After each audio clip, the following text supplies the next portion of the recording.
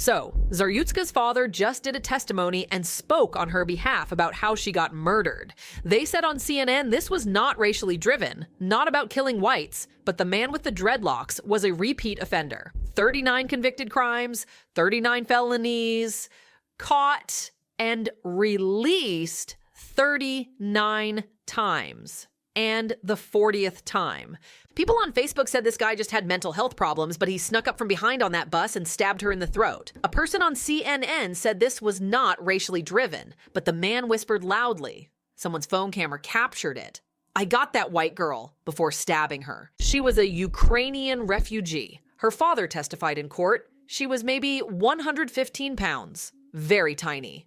I'm in the 120 to 130 range, so yeah, she was small. I think the left is motivating, brainwashing, indoctrinating people, especially non-whites, into hating whites. It never used to be this way. Now, you go out in public, if you're light-skinned, some black people, not all, look at you angry or violent. You see Muslim people in Candu, New York, giving the same death glare. About 5 years ago, there was a girl from Brazil, blonde hair, blue eyes, looked German or Swedish if you didn't hear her talk. She told me in Brazil she was bullied, applying for refugee status in America because she's blonde and blue-eyed. Look up pictures of people in Brazil. Roughly 43% mixed, 48% white-looking, 7 to 8% black, plus 1% Asian background. There's a genetic and cultural makeup we need to understand before we can face truth as a society. Poland refuses immigration. People there aren't afraid of violent crime. A few days ago, killing 2 Jewish men and injuring 3 others. The attack took place on Yom Kippur, the holiest day in the Jewish calendar. That mantra, diversity is our strength, came about around 10 years ago. It's one of the dumbest mantras. Diversity of thought and skill makes a group strong, not diversity of skin color. If all of us were dumb but different colors, the company would still fail. In South Africa, they tried to make companies reflect population demographics within 10 years after apartheid. If there's ever a race war, violence from blacks will be extreme. Right now, black on white violent crime is disproportionate, about 10 times higher per capita than white on black assaults. That's predatory behavior. Unless the black community addresses this, everyone will eventually avoid living near danger. So if you're a white girl on that train, your chance of being assaulted by black riders is 10 times higher. Blacks make up 13% of the population, but commit about 59% of crime. White on black crime is minimal. The left calls white men the most dangerous in America, but it's the opposite. White men built America. That's why people come here. I don't understand why white women don't stand up for white men or why white men tolerate it. College-educated white women emasculate men, screaming, "You're a white man," as if that's shameful. What about their fathers or grandfathers? They hate them too. During slavery, only 2% of Americans owned slaves.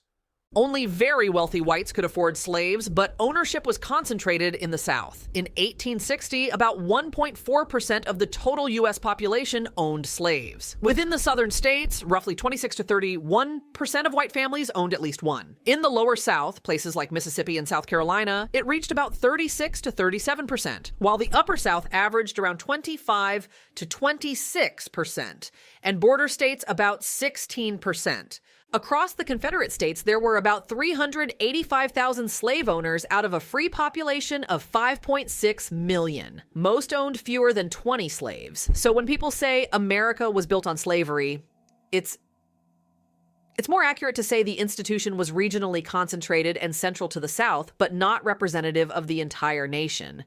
Yet people still say everything is the white man's fault. It's misinformation, altered history, biased textbooks. Jordan Peterson broke down how liberal ideology infiltrated universities, especially outside STEM fields. Imagine if America never had slavery. We'd likely still be where we are, maybe better. Social cohesion and trust would be stronger, like Japan, where small children can walk safely down the street. The more broken social trust gets, the worse things become. Crime, fear, blame, it doesn't add up. When Russia collapsed, for every person speaking out loud, 10 more were thinking the same silently. So if 10 podcasters talk about black crime, 100 people are thinking it. Most are just afraid to say it.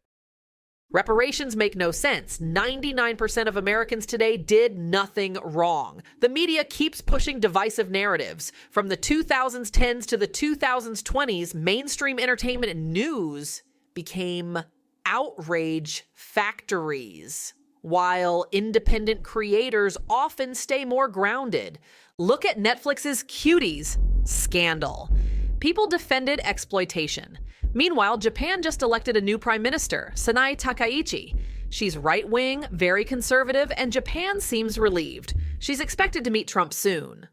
Almost all developed nations, Japan, Korea, America, Canada, have plummeting birth rates. Feminism in South Korea has turned anti-family. Many women choose celibacy and refuse to have kids. China's one-child policy and gender-selective abortions caused a shortage of women for men to marry. In China, men unable to find wives are called bear branches, meaning they can't bear fruit. In Asian culture, carrying the family name is everything. It passes through the male line. Feminists now push for women to carry surnames, but tradition still runs deep.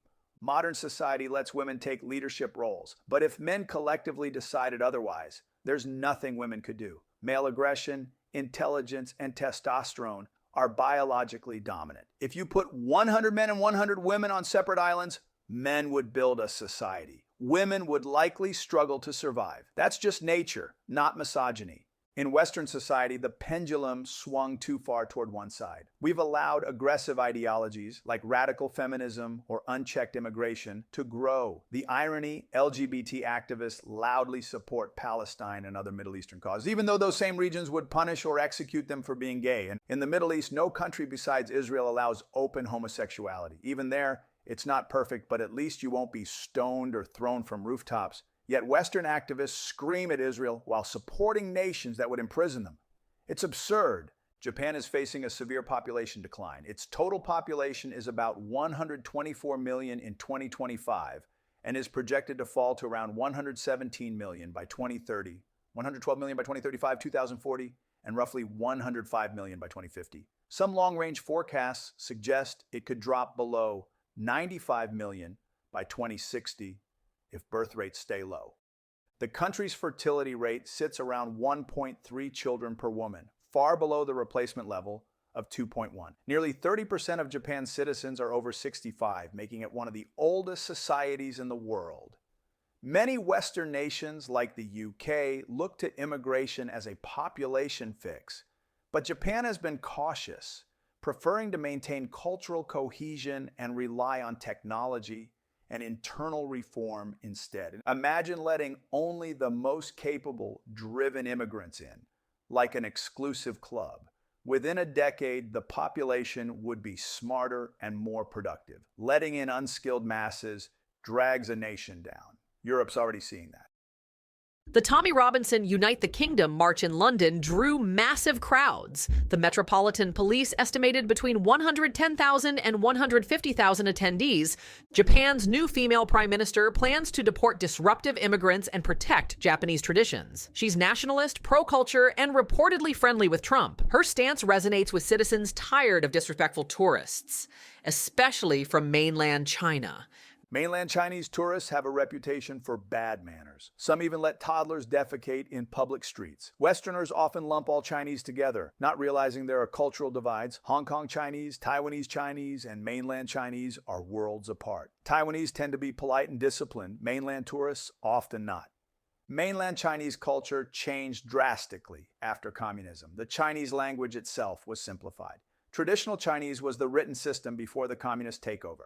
Around 1947, Mao wanted to increase literacy and asked Soviet advisors for help.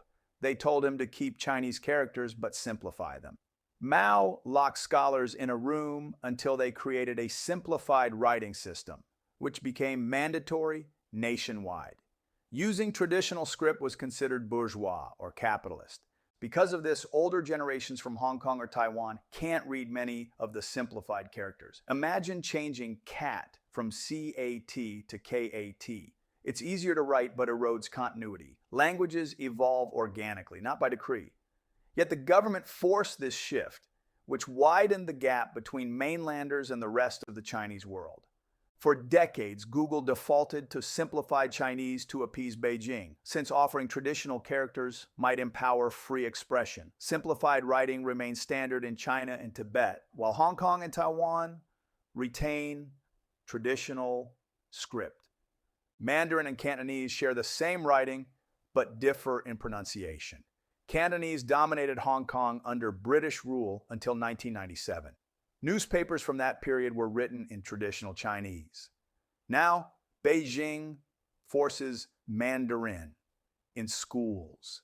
Students must pass Mandarin exams to enter college. Many fear Cantonese will fade within 50 years.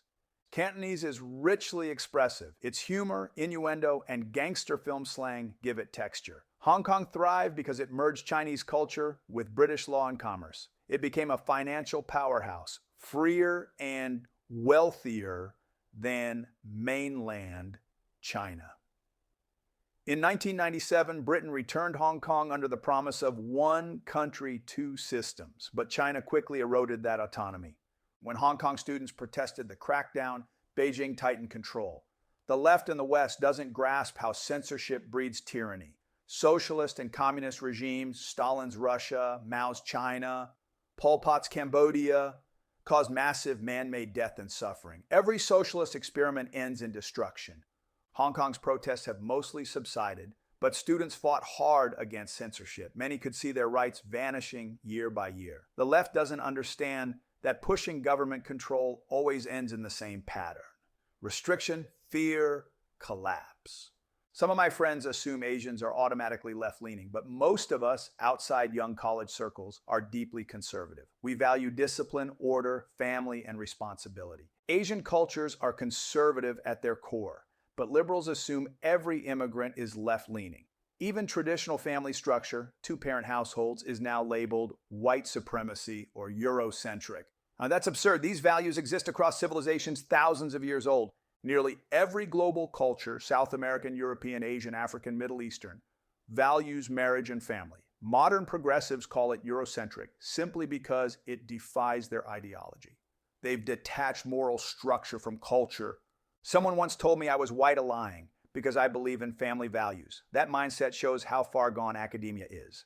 Chinese culture has emphasized filial duty and family hierarchy for millennia. It isn't some imported idea. Online, people get labeled white-leaning, even if they're Hispanic, Asian, or Black. Liberal spaces twist cultural conservatism into racism.